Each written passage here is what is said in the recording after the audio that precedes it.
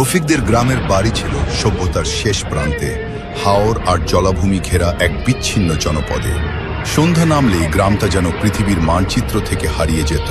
চারদিকে শুধু পানি, কুয়াশা আর অন্ধকার। বিদ্যুতের আলো তখনও পৌঁছায়নি সেখানে।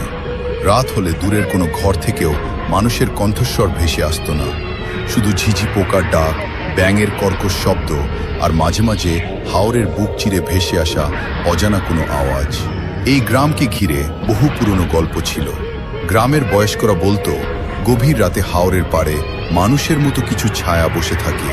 তারা নাকি কাঁচা মাছ চিবিয়ে খায় আর দূর থেকে তাকিয়ে থাকে পথহারা মানুষের দিকে। কেউ যদি তাদের ডাকে সাড়া দেয় তাহলে আর কখনো ঘরে ফিরতে পারে না। রফিক এসব গল্পে বিশ্বাস করত না।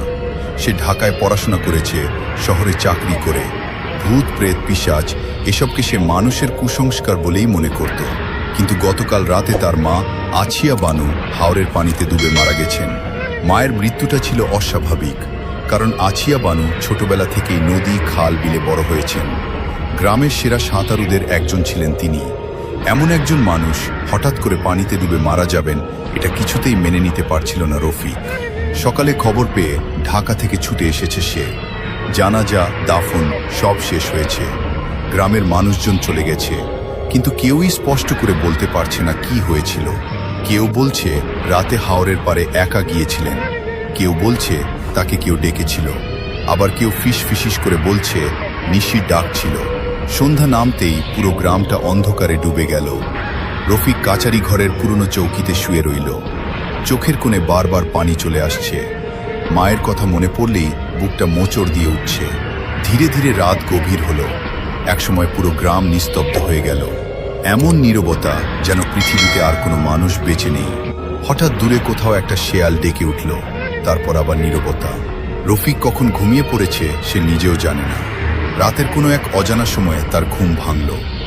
প্রথমে সে বুঝতে পারল না কেন ঘুম ভেঙেছে। তারপর অনুভব করল কেউ যেন তার পায়ের কাছে বসে আছে। শরীরের ভেতর দিয়ে হিমশীতল একটা স্রোত বয়ে গেল।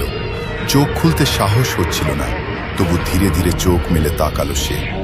আর সঙ্গে সঙ্গে তার বুকের ভেতরটা যেন থেমে গেল। চৌকির এক কোণে বসে আছে তার মা আছিয়া বানু। সেই একই সাদা শাড়ি, সেই একই মুখ। কিন্তু কিছু একটা ভয়ঙ্কর অস্বাভাবিক। মুখটা অদ্ভুত ফ্যাকাশে, চোখ দুটো অস্বাভাবিক স্থির, এক দৃষ্টিতে তাকিয়ে আছে রফিকের দিকে। রফিকের মনে একবার হলো না যে তার মা তো গতকাল মারা গেছেন, বরং মনে হলো মা যেন কোথাও থেকে ফিরে এসেছেন। মহিলাটি ধীরে ধীরে বললেন, রফিক, আয় বাবা। কণ্ঠস্বরটা ঠিক তার মায়ের মতো, কিন্তু শব্দের ভেতরে যেন আরেকটা কর্কশ আওয়াজ লুকিয়েছিল। রফিক কোনো কথা বলল না, সে শুধু উঠে দাঁড়ালো। তার চোখে তখন ঘোর। মনে হচ্ছিল নিজের ইচ্ছায় নয়, অন্য কারো আদেশে সে হাঁটছে। মা রূপী সেই ছায়ামূর্তিটা দরজার দিকে এগিয়ে গেল। রফিকও পেছনে পেছনে হাঁটতে লাগলো। ঘর পেরিয়ে উঠান পেরিয়ে বাঁশ ছাড়। বাঁশ পাতাগুলো অদ্ভুতভাবে কাঁপছিল, যদিও বাতাস ছিল না।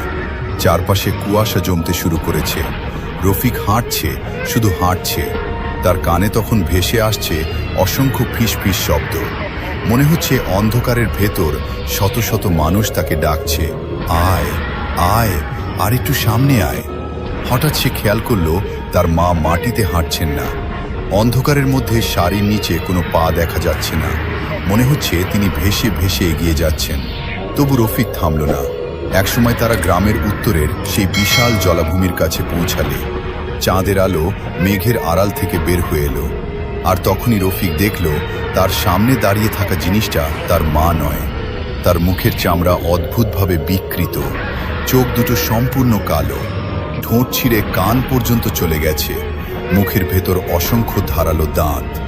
আর তার চারপাশে দাঁড়িয়ে আছে আরো অনেক ছায়ামূর্তি। তারা সবাই পানির ভেতর থেকে মাথা তুলে তাকিয়ে আছে, শত শত জ্বলজ্বলে চোখ একসাথে একই দিকে, রফিকের দিকে। সেই মুহূর্তে তার সম্মোহন ভেঙে গেল। সে বুঝতে পারল সে ফাঁদে পড়েছে।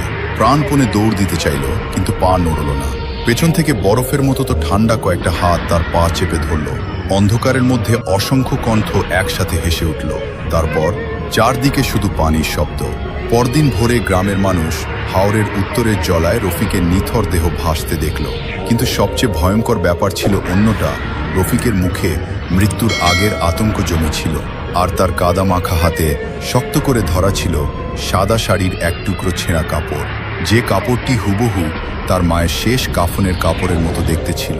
অনেক বছর পেরিয়ে গেছে, তবু গ্রামের বৃদ্ধরা এখনো বলে, অমাবস্যার রাতে ওই জলাভূমির পাড়ে দাঁড়ালে কখনো কখনো দেখা যায় এক যুবক কুয়াশার মধ্যে হাঁটছে, আর তার কয়েক হাত সামনে সাদা শাড়ি পরা এক মহিলা ধীরে ধীরে তাকে ডেকে নিয়ে যাচ্ছে আরও গভীর অন্ধকারের দিকে।